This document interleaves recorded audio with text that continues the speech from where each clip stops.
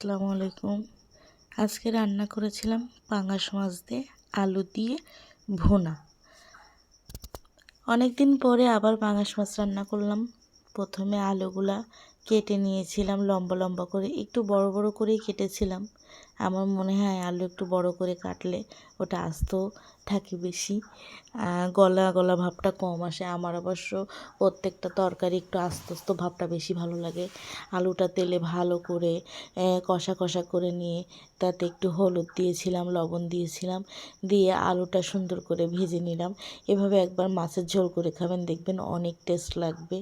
এবার এক এক করে সমস্ত মশলাগুলো আলুর ভিতরে দেব পেঁয়াজ, রসুন বাটা, আদা বাটা, জিরে, ধনিয়া গুঁড়া, শুকনা মরিচের গুঁড়া, লবঙ্গ এবং গোলমরিচের গুঁড়া দিয়ে তরকারির আলুটা ভালোভাবে কষা কষা করে নিতে হবে। দেখেন নাড়াচাড়া করে ভালোভাবে কষা কষা করতে হবে। আমার অবশ্য তেলটা একটু বেশি হয়ে গেছিলো। আমার মনে নাই যে আমি পাঙাশ মাছ রান্না করব, কারণ পাঙাশ মাছ থেকে অনেক তেল বের হয়। আর এই পাঙাশ মাছের তেলটা আমাদের স্কিনের জন্য অনেক ভালো।